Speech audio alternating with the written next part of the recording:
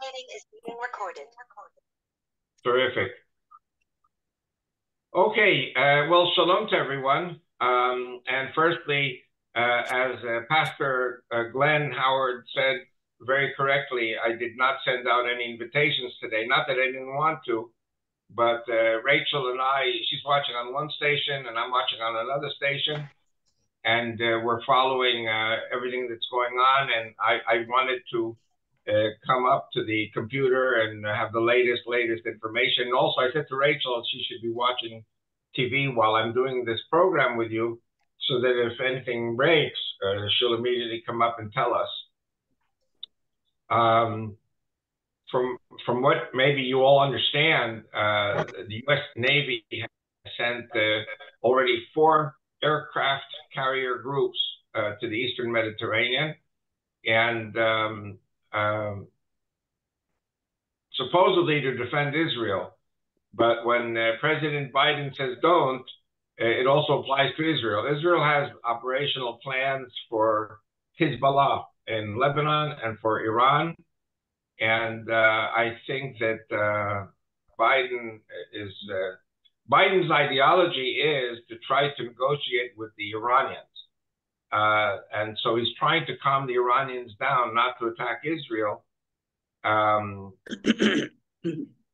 At the same time, the Russians and the Chinese have warned the United States that if they back Israel, the Chinese and the Russians will back Iran, meaning they are threatening World War III. And our problem here is that, we are not out to annihilate the Lebanese. We are not here to annihilate the Iranians or the Houthis in Yemen. We are here to live, to survive. And the Hezbollah and the Hamas and the Iranians and Houthis, their plan is to annihilate Israel. So Israel must fulfill the military plans that our military has. But, the don't of the 4 aircraft carriers is such that if Biden really is such a pal with the Iranians, we don't really know where Biden stands regarding Israel's survival. So Israel is very cautious now. And I think the word on the street here is that we will only attack Hezbollah and Iran if they attack us first. In other words, if Iran and Hezbollah attack Israel, then the U.S. Navy is supposed to be, and the British, and I don't know who else, they're all supposed to come to defend Israel, like last time on the 14th of April. But if nobody comes to defend Israel, we are prepared to defend ourselves as best as we can. And then we go in and I don't want to say we finish off Hezbollah and we finish off Iran, but these 2 countries have to be dealt with. And if the United States thinks that the best solution is negotiations, they are delusional, they are psychotic. And so Israel is here, we are in waiting mode. And the word was, that it was going to start last night or yesterday. And now all of a sudden they're saying it's going to start today or tonight. I think that it's going to take care of itself. Excuse me, somebody say something? If you're not wanting to ask a question, someone please mute yourself, because if you talk to anyone there, I hear it here. So anyway, so we are here. We had just now, about an hour ago, 3 UAVs flying in from Lebanon. And according to the TV, one is critically injured. According to one of my sources, he's dead already. A UAV struck, or fragments of the UAV struck this poor man. And there are 7 injured in different varying degrees. And they're saying, Hezbollah saying that they launched the UAVs because we killed a senior commander of the Palestinian militias in Lebanon working with Hezbollah. So we are, I suppose we're still waiting. Nobody here still knows. Everyone is ready. Everybody is stocked up on water and food and everything needed for a siege. And so we are watching very carefully. And I'm sure the U.S. Navy is there. And I always say pray for the U.S. Navy that they do the right thing. That's a two-edged sword, by the way. So we're really hoping that the U.S. will help to humble Hezbollah. If not, we have to do it. And to humble Iran. If not, we have to do it. And if Russia and China are threatening World War III, I think they're calling a bluff, because I don't think the Chinese and the Russians want to get destroyed with nuclear weapons from the United States. And I don't think the United States wants a war. We just want to survive. So it's a difficult call. I don't know what else to say. I mean, if anyone has any questions or any comments, I'm happy to answer anything you may have to ask. Avi, I don't have a question, but a comment. Sure. Just to let you and your family know that we are with you. We're standing with you. We're praying. I have not been the same since last week, since the last Zoom meeting that we had. And you know, we're helping to bear your burden by standing with you in prayer. Amen. And Amen. every day I have felt such an urgency, almost as if I was there. And so I just want to let you know that I know you know, but I just want to remind you that this is very important to all of us. Well, it's very, very important for all Christians, of course, Jews also, because this is the Jewish state, but Christians are partners. And for those who believe in Jesus Christ, this is something that every Christian has to be praying for, because the enemies of Judeo-Christianity are the Muslims and the globalists. And so we find the globalists trying to cut a deal with the Muslims at the expense of Judeo-Christianity, at the expense, if you're a Christian, at the expense of the Messiah.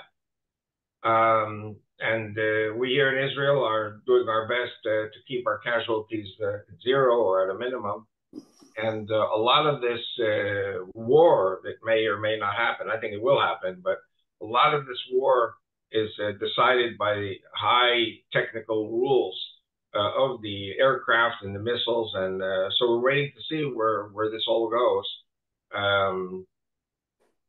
And of course, prayer avails much, you know, so we appreciate your prayers very much, and hang in there and pray for us. And at the same time, America needs a lot of prayer too, because in my opinion, again, without going too much into Trump or Kamala Harris or Biden, America, I think, is very, very much in trouble if they take the wrong road. And so, you know, we'll be praying for you guys also, that you have the right leadership, that God's judgment will not be on America. But I think overall, I think we're optimistic, and we are within 3 hours, we can totally destroy the Hezbollah in Lebanon. It might be a few days, but the worst of the Hezbollah weaponries can be taken out in 3 hours. We've been told how it's going to happen. Iran, I'll say something a little brash. I think the problem with Iran is we have to have a regime change, because the Iranian people are not an enemy of Israel. The Iranians love the Jews. We have a history of 3,500 years. The problem is the regime.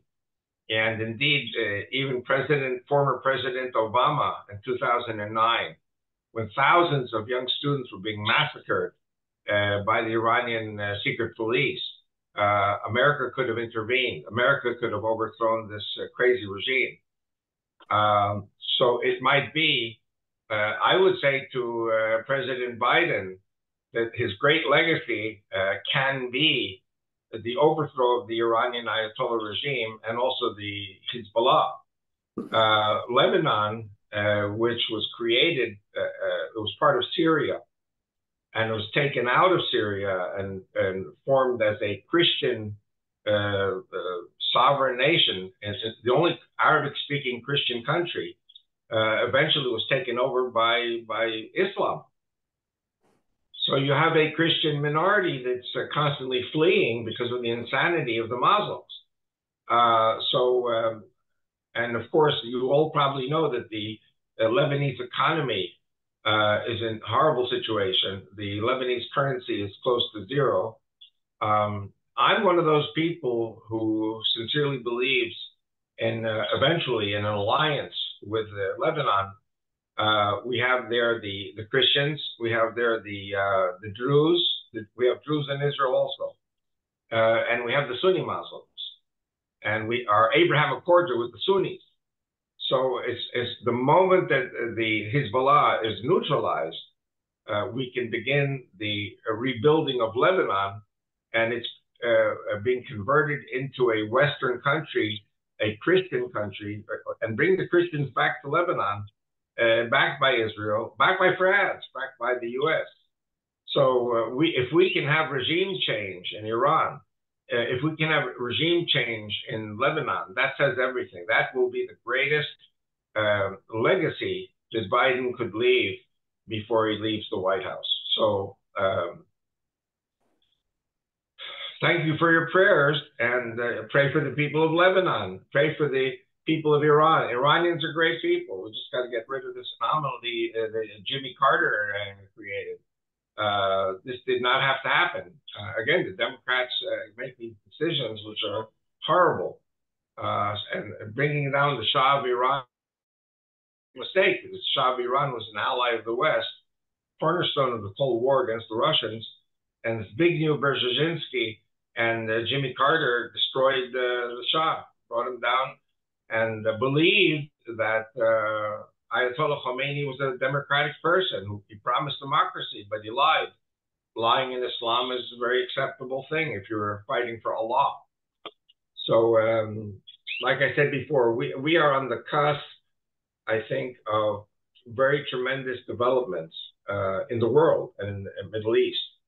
Another thing I want to say, going back to the question of Russia and China, Russia is in a very bad situation.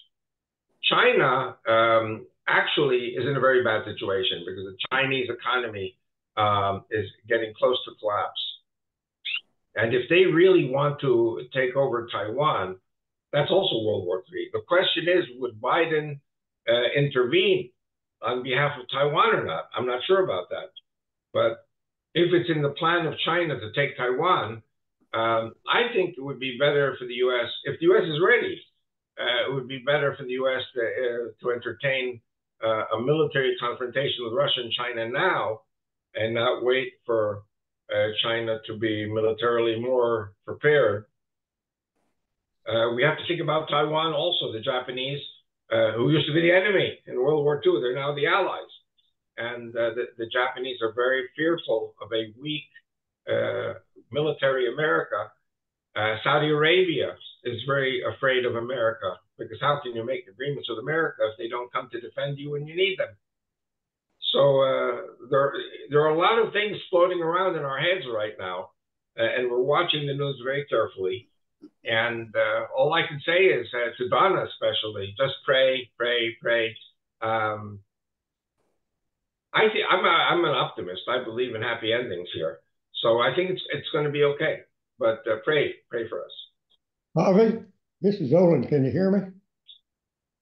Olin? Yes. Can you hear me? I always see your name, but I never see you asking any questions. You know, you're good that you're asking questions. Fire away. Okay. As you know, Indonesia has one of the largest Muslim populations in the world, and they're over there with Philippines and South China Sea, the Philippines, Taiwan, and China. Are you hearing of any movement over there in that part? Well, regarding Indonesia, since you asked a question, I have to give you an answer. What we see primarily is friction between the Philippines and China. The Philippines cannot fight China alone. Indonesia, we really don't hear very much, but you're right. Indonesia has a population of 200 million Muslims. China is around 1 billion. So what we see surrounding Taiwan is Japan. We do see Indonesia. We do see Philippines. Believe it or not, we also see Vietnam. Philippines, Indonesia, they are all in disagreement with China about the South China Sea. And there's a lot of oil there. So I would say watch that very carefully. Also, I would say another thing. I don't know, some of you are old like I am, but in the early 1960s, when Indonesia was fighting for its independence from Holland, 500,000 Chinese ethnic people living in Indonesia were murdered by the Muslims. And I talk about this in my first book, Is Fanatic Islam a Global Threat? So there is actually a bad history between China and Indonesia. And actually, when I speak to Chinese churches, I say, listen, this is what the Muslims did to you guys. You had your own Holocaust with the Indonesians. But to answer your question, I really don't hear anything about Indonesia being military prepared to fight China, though the South China Sea does skirt the Indonesian islands. So it's a very good question. I don't know what's going on behind the scenes. The only thing I really know is that Japan just now signed an agreement with the United States and Taiwan, a mutual defense pact to defend Taiwan. So again, we have to look, is the United States going to do anything if the Chinese communists attack Taiwan? But there are, like we said before, there are 4 countries there that oppose People's Republic of China. So that'll be interesting. Another horrible thing that I could say is that the 1 billion population of China are concentrated in 4 river valleys. If you look at the Chinese flag, you see a big star surrounded by 4 stars. The 4 stars are the 4 valleys. And if you have 1 billion people concentrated in 4 valleys, the military might of the West could terminate China. So I would say to the Chinese and the Russians, the Chinese economy is struggling very badly now. The Russian fiasco in Ukraine, even though the Russians think they're going to win against the Ukrainians, but the Chinese, the Russian population is shrinking. They've lost almost 500,000 soldiers. I'm not even talking about the poor Ukrainians who died fighting. Putin has really done a good job to destroy Russia. China is not in a good situation. Now, America is not in a good situation either. But on the other hand, everybody wants to go live in America. So I would say, you know, if America is so bad, every other country is so much worse. So I would say pray for all these countries, pray for all these people, because, you know, I'm not a person who would like to see the Chinese dying, or the Russians dying, or the Ukrainians dying, or the Japanese, but we are on the cusp of a world war. And Israel just wants to survive. You know, all we want is that these people leave us alone. But that's not the plan, because they believe that their Messiah, their Mahdi, is coming, and anyone who's not a Shiite Muslim will be executed. So, you know, we're living in crazy times. And as you all know, I'm a believer in Judeo-Christian Western civilization and democracy. And it's that, or it's going to be Russia or China. Can you imagine the world being ruled by Russia or China? There's only one country in the world that can be the top leader in the world, and that's the U.S. And we just have to pray that the globalists are defeated also, and that Trump win the elections. I hope I answered your question, Olin. No, I've been working because I've been over there. I mean, back in the '80s when I've been over there and working, and I know, like in Brunei, the king is a Muslim, Arab Muslim, king of Brunei, and it's like you said, I saw the Chinese over there. They were the money people, but they were second class citizens. Right. That's why the Indonesians massacred 500,000 Chinese in 1960 because they controlled 90% of the Indonesian economy and they weren't Muslim. Yep, correct. So I just wondered if the Muslims aren't over there planning something, getting together with Chinese, Russian, Asia, all coming together to. I really have no idea what's going on behind the scenes with Indonesia, but I would say don't forget that the Chinese are doing a very, very good job at ethnic cleansing of the Muslims in Western China. And it could be that the Indonesians do not like what the Chinese are doing to the Muslims. Well, I just don't hear anything about going on over there, and I was wondering if you had. I've done some searches and don't. Well, the little I know, I shared with you guys. Thank you very much. Miss you guys.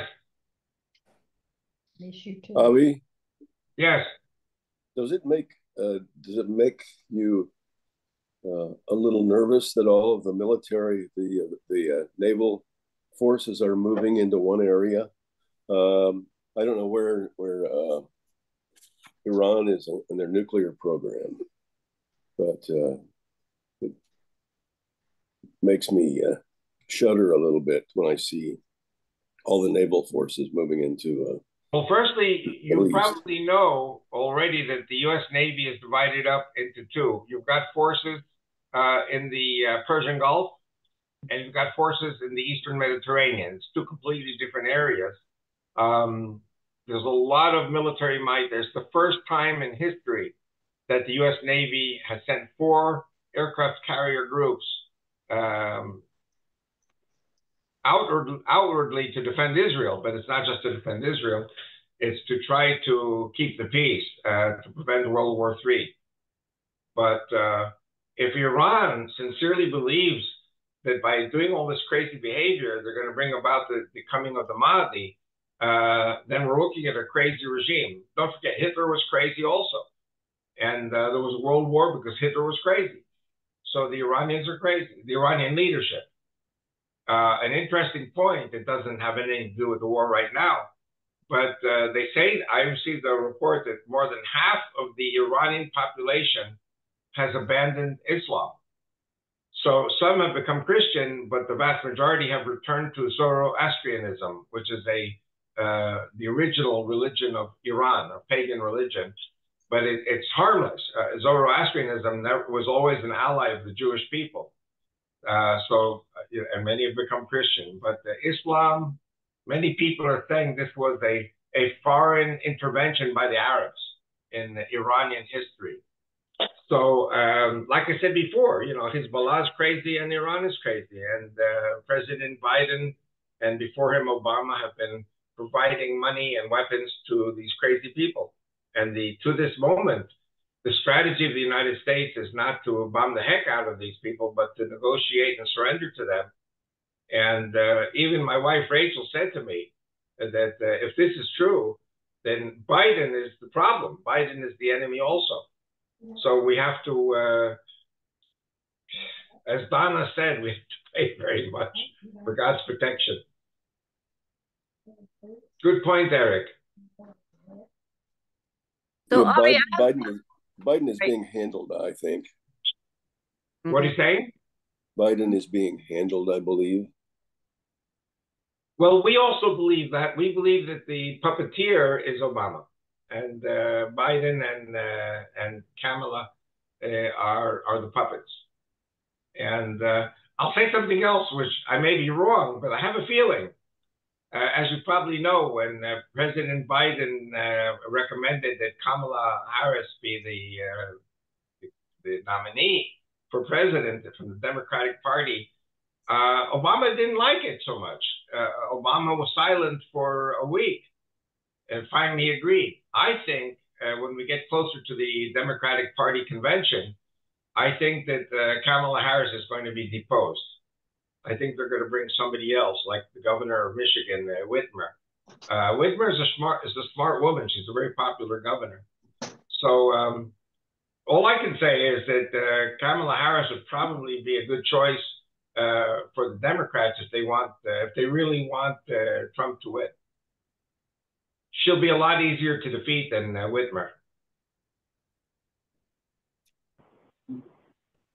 So, Avi, I have a question kind of that puts Dad's question and Eric's question together. So, if we just signed a pact to defend Taiwan, but we're putting all our military, like Eric said, over in the Middle East, then is it a setup that something can be happening over there in the South China Sea? And my follow-up question is, are the Indonesian Muslims Sunni or Shia? Good question. I'm going to say something very crazy right now. I always say crazy things. I have always said, all these decades that I've been talking about Islam, that the real enemy is not the Shiites. The Shiites are 15% of Islam. The real enemy are the Sunnis, because they're 85%. But the crazy thing that has happened is that the Shiites have become so fanatic under the Ayatollahs that at least for now, Israel finds itself much more allied with the Sunnis, who are 85%. The Abraham Accords are with the Sunnis. But I think after Iran has been dispatched, after Iran has been defeated, we're going to see the return of ISIS and other Sunni crazy Muslims, which makes me sad because we were always allies with the Iranians. And the problem is, if the Shiites get debilitated by crazy war, this opens the gates for the hell of the Sunnis and ISIS and Al-Qaeda and all these different groups. Hamas also is Sunni. Again, that's something we have to watch. It all depends on how Iran is dispatched, how the Ayatollah regime is dispatched, how the Hezbollah are dispatched.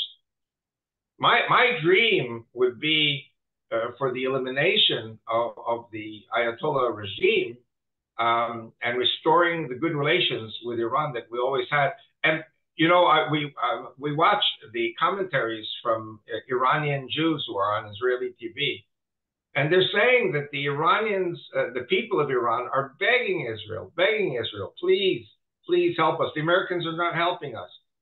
Please help us to overthrow the Ayatollah regime, because Israel and America should be the allies of the people of Iran. Don't forget, the people of Iran were the cornerstone of the Cold War against Soviet Russia during the time of the Shah.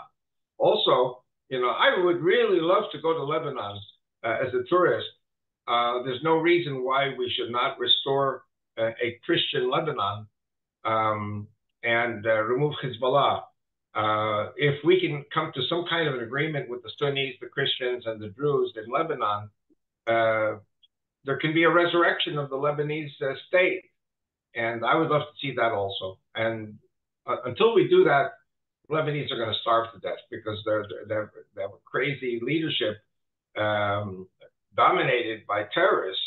The terrorists are paid for by Iran. So got to get rid of Iran, of the Iranian leadership. I hope I answered your question, Laurie. The Indonesian Muslims are about 80% Sunni. Yes, the vast majority of Indonesians are Sunni. Before the 7th of October, we Israelis were on the verge of diplomatic relations with Indonesia. So we have been negotiating with them, but the 7th of October stopped everything. It was part of the plan of Hamas to ruin the relationships between Israel and the Sunni Muslims. Avi, let me ask you a question about Western Europe. Yeah. The things we see going on in London right now, in France, is there a major Jewish migration from Western Europe back to Israel? And is Western Europe really in danger of falling to Islamic control? I would say there's more danger of a continental civil war against the Muslims. I think that let me go back a second. And I always like to talk about this when I'm in the churches. I'm a stamp collector. And I remember in the early 1950s, there were stamps that came out from Luxembourg, and I think it was Luxembourg, Holland, and Belgium. These three little countries formed something called Benelux. And the stamps, postage stamps said Benelux. It was three countries, and they canceled all of the taxes, customs excise taxes between the three countries. You did not need a passport to go from within these three countries.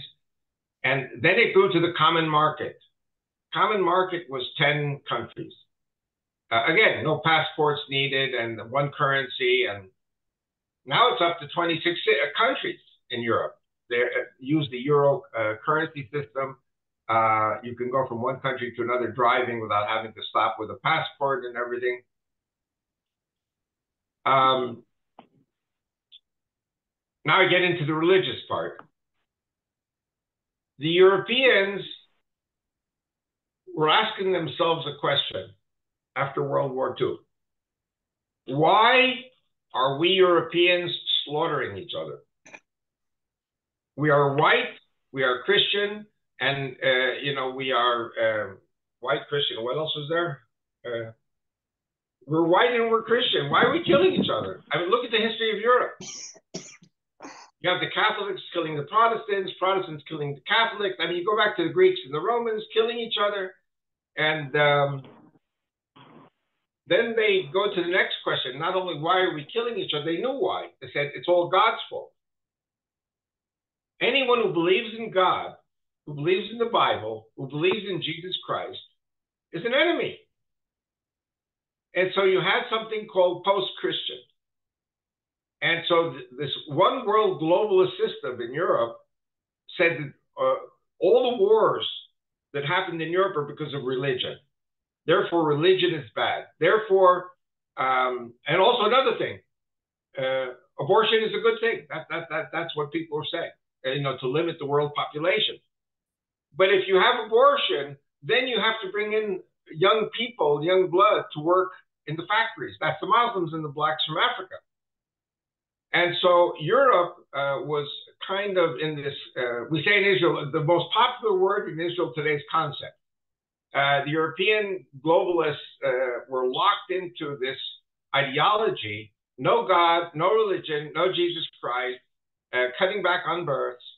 Once I was picked up by my Christian host in Zurich, in Switzerland, and my host started crying in the middle of the drive, just started crying. I said, why are you crying?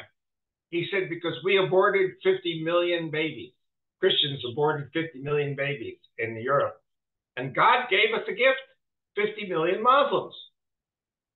And you have to watch very carefully because Turkey wants to join the European Union.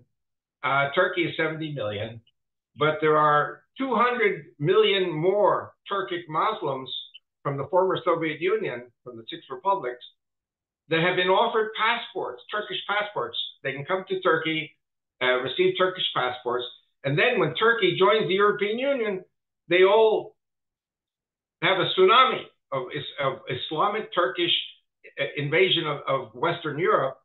Today you have 300 million non-Muslims in Europe with 50 million Muslims. But if 50 million Muslims are joined by 270 million Muslims, they have 320 million Muslims. The moment Turkey joins the European Union, Europe becomes an Islamic continent. So what's happening now is that Europeans are waking up. The question is it too late?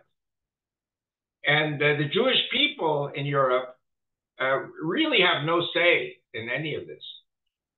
And so Europe can become, God forbid, an Islamic continent because of Turkey and because of the infiltration of all these Muslims to Europe.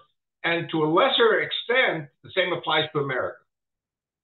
America has received, in my calculation, 30 million Muslims. Nobody wants to talk about it because in America, you cannot discuss the religion of the immigrants. 30 million.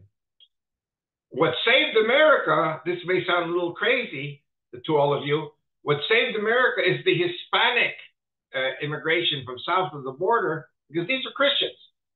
They might not be white Anglo-Saxon Protestants. They may be Catholic and maybe a little darker skinned, but they're Christians. And, you know, Europeans should just be so lucky to have these Latinos coming into Europe. They have some Latinos coming from Spain, but it's very little. So the problem in Europe today is the concept that God is bad, the Bible is bad, Jesus Christ is bad, and it's one of the reasons for high abortion rates. It's one of the reasons for churches shutting down. I think there are more churches in Europe today than more mosques than churches. And listen, I'm a Jew, and I support Christianity. I support more and more churches and more people being good Christians. I am not happy with this secular post-Christian mentality of the Europeans. And let me tell you, being a Christian in Europe today is not an easy thing. And the Muslims are much preferred. Another thing, when I was in Switzerland in 2009, I received a 3-year jail sentence commuted to 10 years probation because I told the Swiss people exactly what Islam was, that Allah is the devil and Islam is a criminal psychosis. And I received a 3-year jail sentence. You cannot talk about Islam in Europe. You cannot talk about Islam in America. And I have news for you. You cannot talk about Islam in Israel. I have to be very careful how I speak because I could be put in jail here in Israel for the thing. You know, if I say Allah is Satan and Islam is a criminal psychosis, listen, we have Muslim soldiers in our army. Even the Druze believe in the same God as the Arabs, Allah. But the Jews are good people. They broke away from that. They were Shiite Muslims. They broke away from that. So all I'm saying is the problem, basically, if you're a Christian, this is a war, or if you're a Jew, this is a war between God and Satan.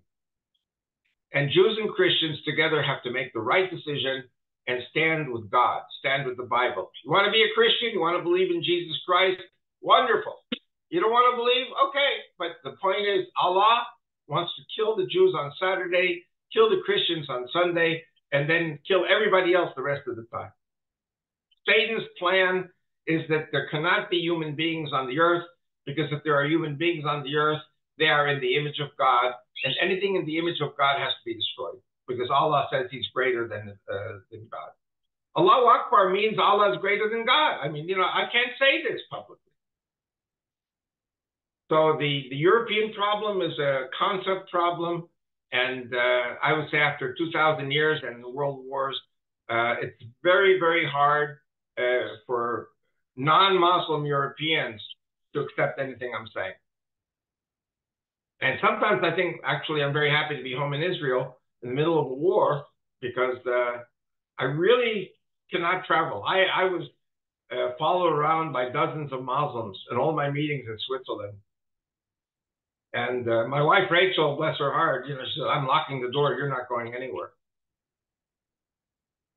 At least if I do Zooms, you know, I'm preaching to the choir with you guys.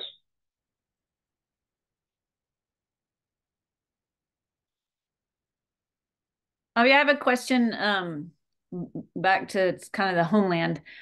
We heard from a reporter that flew into Israel day before yesterday on El Al that he was surprised to see his plane was full of families going into Israel day before yesterday, and Yes.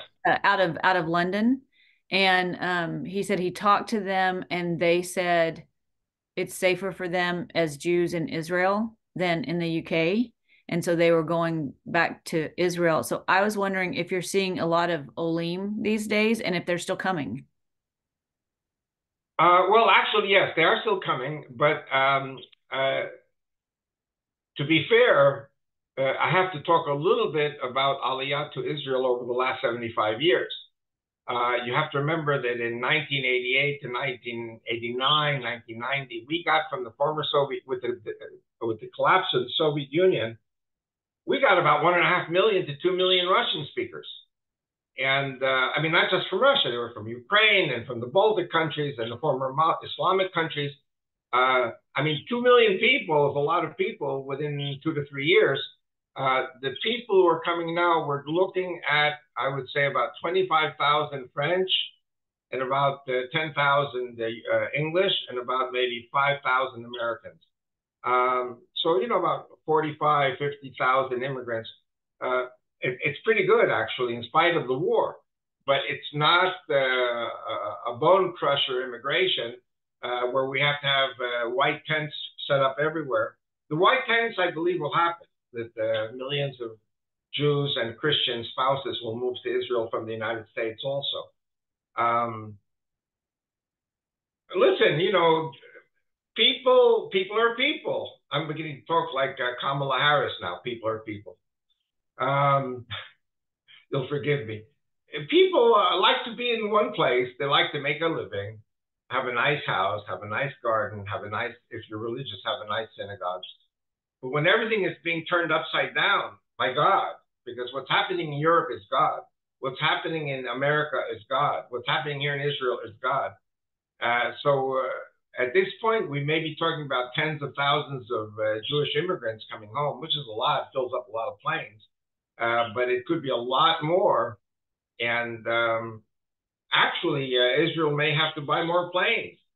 El Al, everyone's complaining about El Al, the prices are so high. We have to buy more planes because a lot of the great carriers like United and Delta and American from the United States are not coming here anymore. I mean, they may come after the war. But I think from what I've been saying the last few years is that if we have a Holocaust brewing in the United States or a civil war between Democrats and Republicans, maybe a lot of Jews will feel they have to leave. And so we're going to have a lot more people flying to Israel. So, yes, I think what your friend saw on the flight from London was a sign of the times.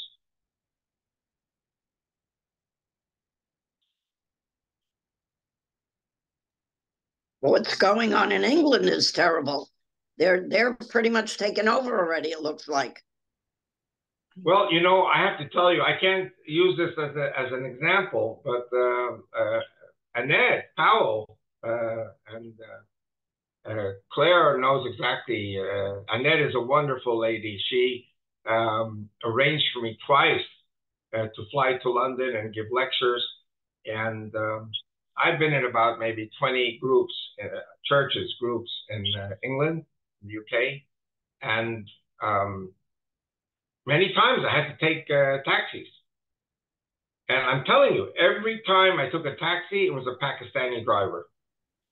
And I was very careful to play stupid, like, you know, just a stupid tourist, because, you know, if any of these people recognized me, they have no problem slitting my throat. And so, you know, Aaron, my son Aaron, dear son, has a very good friend from London, and they're scared. I mean, they're really scared. I think they came here this week to buy a house because they have a nice house in London.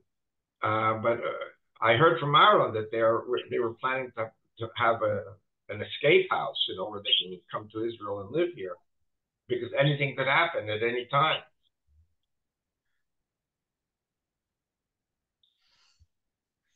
Also, the situation in France is horrible.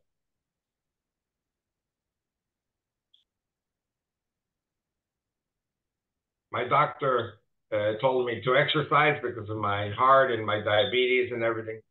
So I'm swimming 10 laps every day. And I met a French couple that came here a few years ago. And they speak good Hebrew, you know, so all their families coming from France now. Everyone is crazy, in fact. They want to get out.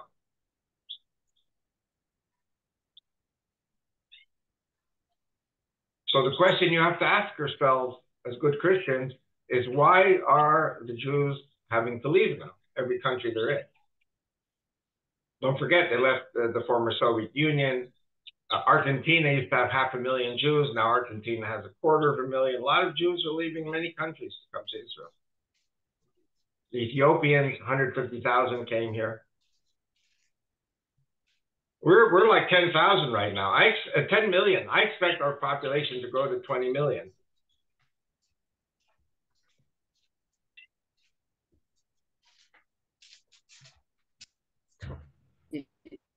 I just want to add, when I lived in the UK, I was in Burnley, and it was all the taxi drivers, always a Muslim, very dodgy things happening.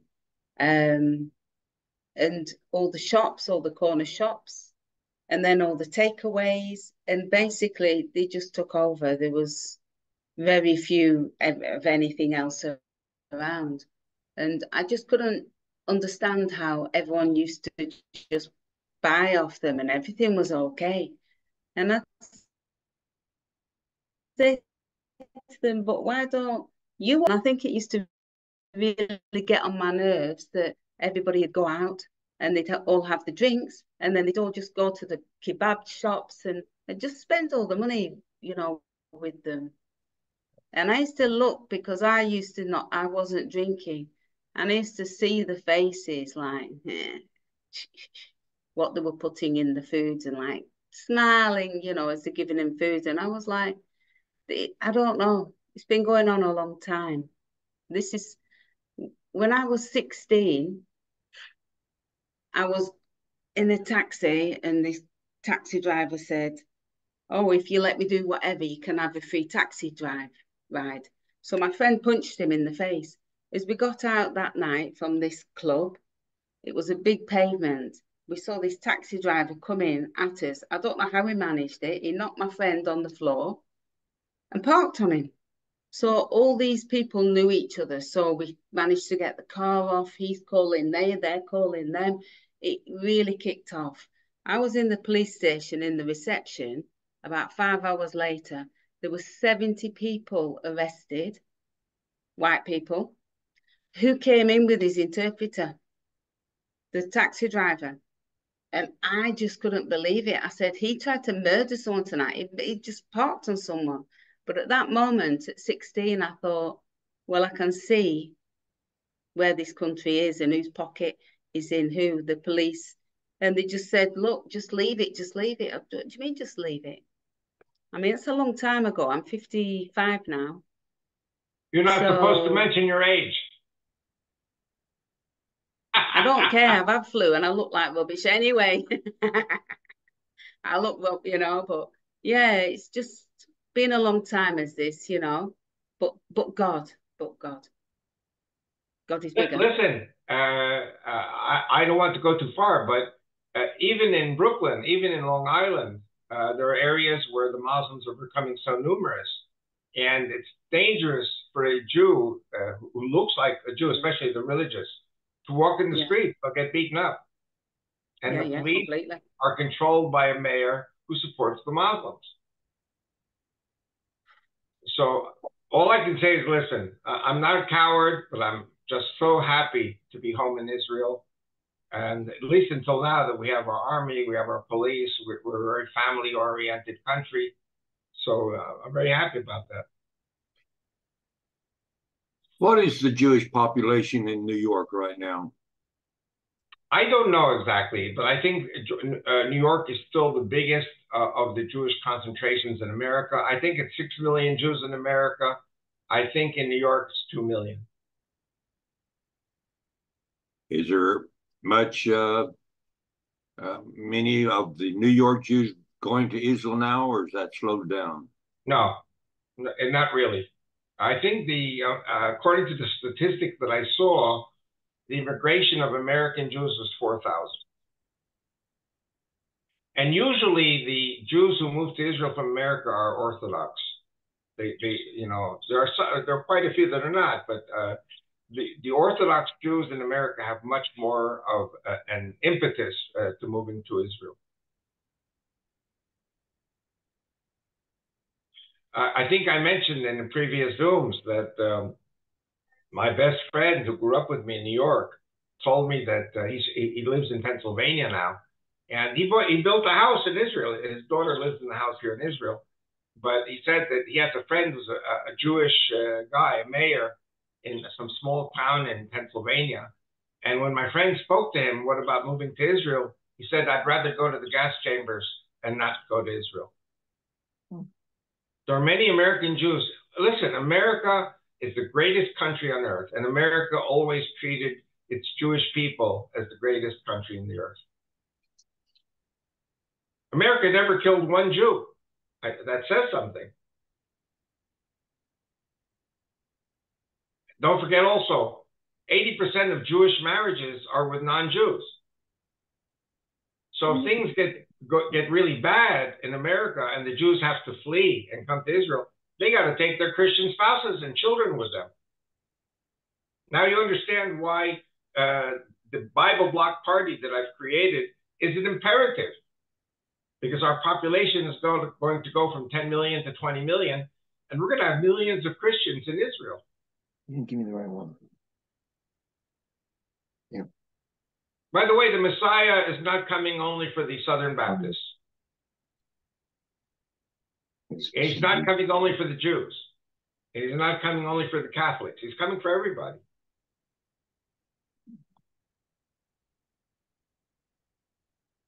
No, you gave me two of yours.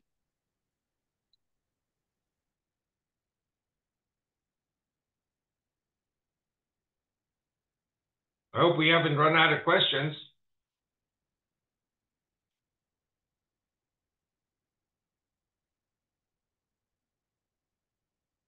I see Patrick and Helen.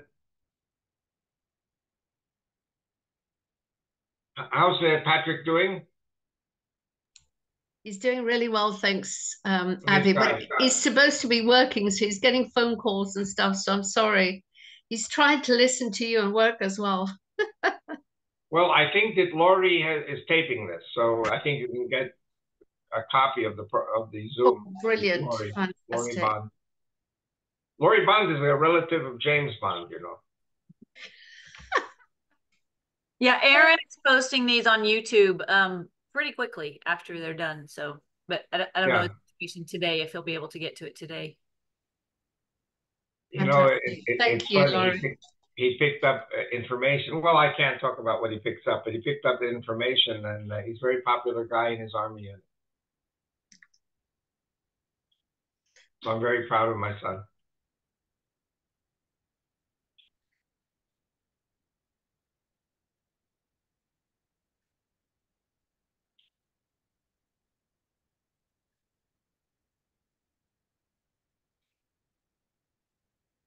Why isn't Susan asking any questions? Because you answer them all so well. We're all so educated and up to date. Well, you always have good questions. I always say to my group, there is no stupid question, but I have when the Palestinians or whoever say from the river to the sea. Okay. It said, in Genesis, where it says the Euphrates, God lays it out. But if you read, through, there's other designations of other rivers and other sea. Well, Mediterranean. Which one are they talking about? Yeah, from the Jordan River to the Mediterranean. Okay, see the Jordan, but it says also the Euphrates, but I have the two marked out, but they're talking about the Jordan. I'm talking about from the Nile to the Euphrates. There you go. Yep, there's different, yeah. So I was trying to look to see if they were somewhere, the same, interchangeable. There's only one meaning from the river to the sea is to kill all the Jews and Christians. Well, yeah, that's the bottom line. Yeah, that's the bottom line.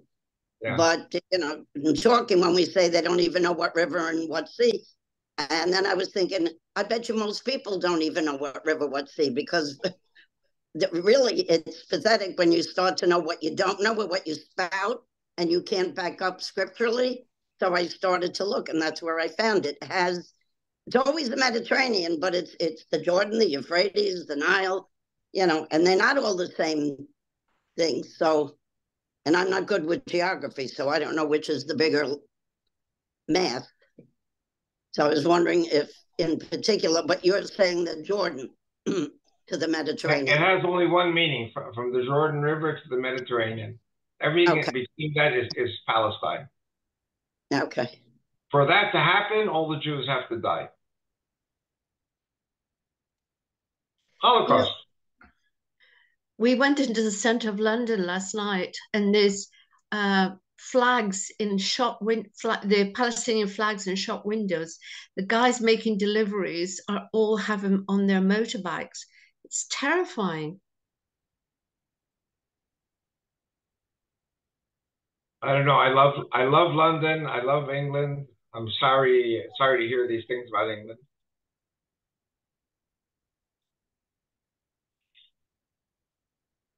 I don't know if it was London, because I'm watching terrible stuff, that Sharia law is accepted right next to your law. Is that so? Did I read that correct? That Yes, Sharia in parts of England that is true, like Bradford, and yeah, that's exactly true. Wow. By the way, I have to tell you, I mentioned before my best friend from childhood days, who is now a lawyer in Pennsylvania, and he was from Williamsport, Williamsport, Pennsylvania, and he had a case where a black woman who had converted to Islam to marry a Muslim guy, and then she wanted to get a divorce, and it came to court, and the American court said, you married him by Sharia law, you divorce him by Sharia law. And she lost the children. So Sharia law is becoming a big thing in America now.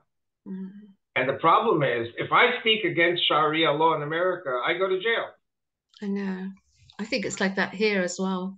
Yeah. And also, this new government seems to be facilitating it, or on their side, or because it's just all blowing up in the last months. Well, unfortunately, there are things that sometimes the only solution is a civil war. And I pray to God that you guys don't have a civil war in England. I love England too much for a civil war. But all of a sudden, the original inhabitants of England are waking up and saying, hey, wait a second, what is it? Well, some are, lots aren't. It's very sad, really. It's like a real deception. Okay, now listen, I've got something else for you. President Trump lost the last election. Some people say the elections were stolen, but I after this program, I have another Zoom with a dear Christian in Odessa, Texas, and he said to me that in the last elections in America, 34 million Christians did not vote because they were saying, oh, we're going to be raptured out of here anyway. It doesn't matter what we vote. And there were others who said, we're not voting for Trump because he curses. Do you know that there are people in America that don't vote for Trump because Trump is like, he's got the mouth of a soldier. Soldiers curse a lot. Yeah. I know, I'm a soldier. I curse a lot. Yeah. Not when I do Zooms, but Trump is a man of the people. He curses. It's like instead of saying, how are you? He says a bad word, which means, how are you? I don't know if you know what I'm talking about.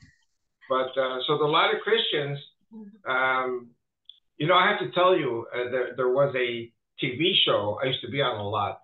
I never cursed, but they were telling me about some guy, some church or some broadcaster said freaking, like freak. Yes. But in American slang, freaking means something else. No. The F word. And so they said, we're never going to watch him again because he cursed. I mean, some Americans are so sensitive about curse words that the guy gets disqualified because even though he has the right message, he uses some bad words. I know. And then the bad guys win. Exactly. So I do my best. if we go out and have a beer, I'll say a lot of curse words. But if we were talking in church or doing the Zoom, I'm not going to use curse words. You're forgiven, Avi. Yeah. Well, I'll tell you one thing: we'll have a great time with over a few beers. Absolutely. You know, I have to tell you something. My son Aaron and I and his family, we were all in Dallas, Texas. And he got invited to speak in an Orthodox Jewish synagogue in Dallas. Very nice synagogue. And I tagged along. And the rabbi said to me, we know who you are. We checked you out. Just don't talk. In other words, my son talked, because I talk about Holocaust.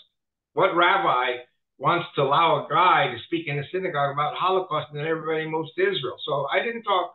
Anyway, so in the Orthodox synagogues, they have a kind of a stew, S-T-E-W, and it's called cholent. I don't know if you've ever been in a synagogue. And they have crackers and they have carrots and peas and all kinds of veggies with this beef stew. And the table is full of alcohol. Now, you know, we Jews don't drive on the Sabbath. So you can drink all the alcohol you want. And you walk home kind of swaggering back and forth till you hit your bed in your home. And you sleep a few hours. That's the Shabbat. That's it. And all we do is curse each other, or hitting each other and cursing each other and having a great time. Jewish synagogues are a big party on Shabbat. I mean, if you have the booze, if you have the alcohol together with the stew, why would Jews leave all that to come to Israel and eat hummus? I mean, I love hummus, you know, but I'm just saying, there's a whole culture in America. America is the greatest country club for Jewish people. I mean, if you go to synagogue. And the Sabbath is the one day in the week when everyone mixes and everyone meets each other. And because normal Jews work very hard 6 days a week. So on the Shabbat, everyone meets in the synagogue, drinks alcohol, eats stew, and everyone gets smashed and goes home swaggering. And I miss Dallas. Oh. Is beer kosher? Huh? Is beer kosher? Beer is kosher anywhere in the world. Okay. Beer is the one thing that an Orthodox Jew can drink in any home or in any restaurant, and it doesn't matter.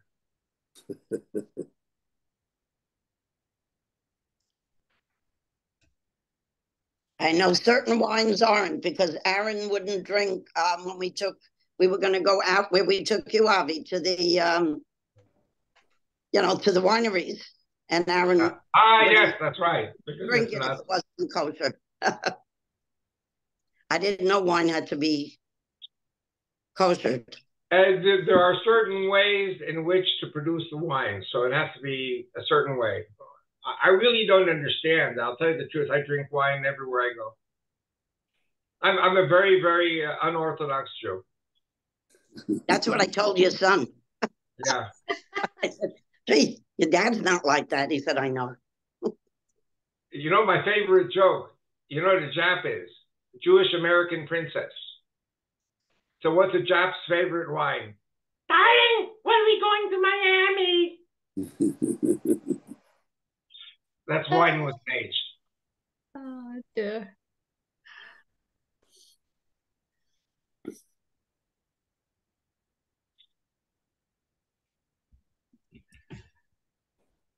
I have a question.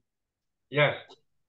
Here in where I live, in this area, we're having trouble with squatters.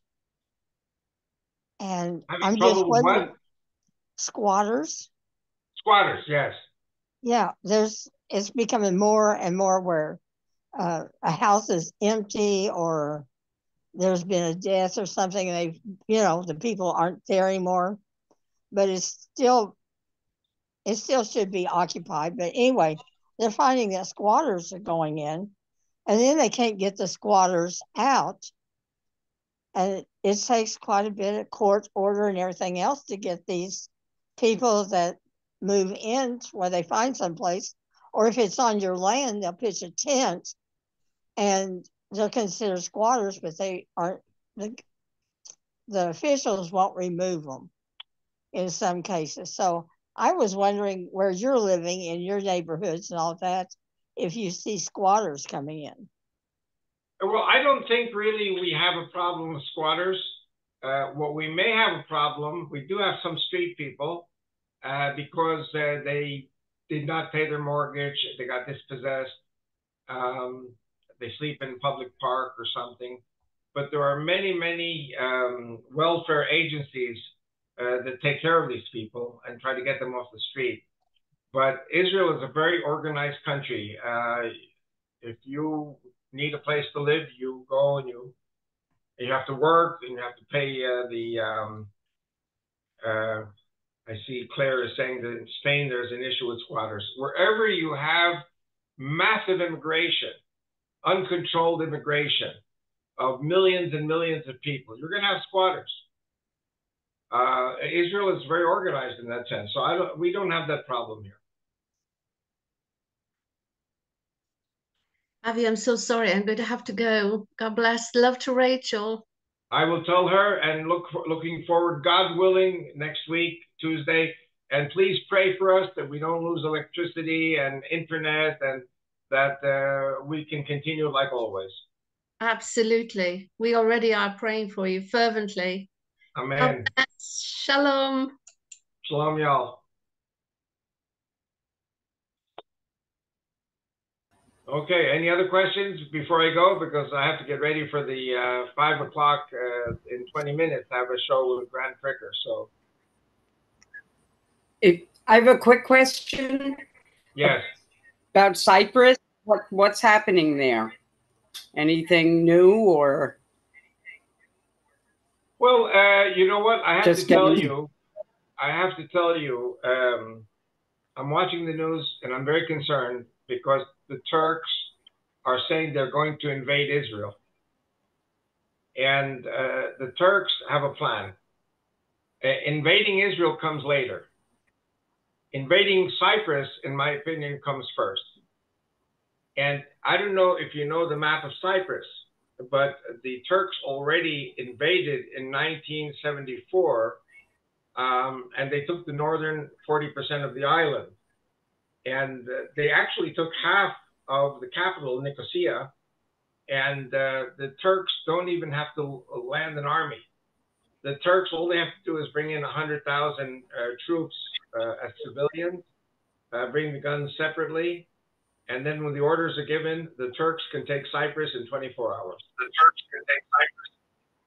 And I'm trying to get on TV here to warn, because Israel is threatened by this. Our gas exploration and production is threatened. Our aircraft will not be able to take off and land from Ben Gurion Airport if the Turks control the air routes. Right. So, and you know, it's very hard for me to get onto TV here because they have their cliques. Every TV station has cliques. I've been on Fox News a number of times, but here in Israel, I'm not known. So you can pray for me also that I get onto Israeli TV.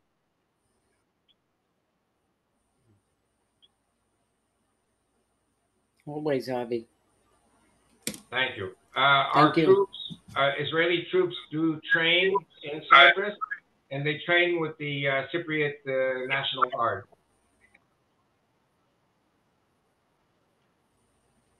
So I'm very happy, at least, that the Greeks are allies with Israel now, and the Greek Cypriots. We'll have to see if we can make sure to stave off a Turkish invasion.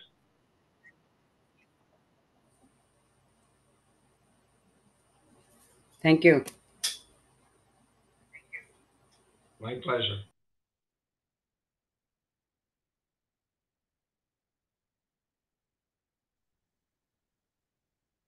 Any other questions before I go?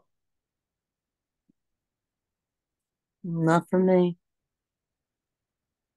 I Thank see you, Angela McGill from the island of Jersey. It's good. We have representation from Malta, from England, from Jersey. Good, good. We have some good people here. We're watching. We're praying for you, Avi. We've just been praying this morning for you. Yeah. Please continue. Right. And Aaron and family. Our love. Amen. All of our families and all our people. Yeah. Thank you, Avi. We'll see you next week. God willing, Lori. Thank you for everything. Shalom, shalom. God bless. Shalom, y'all. Shalom, Avi. God bless.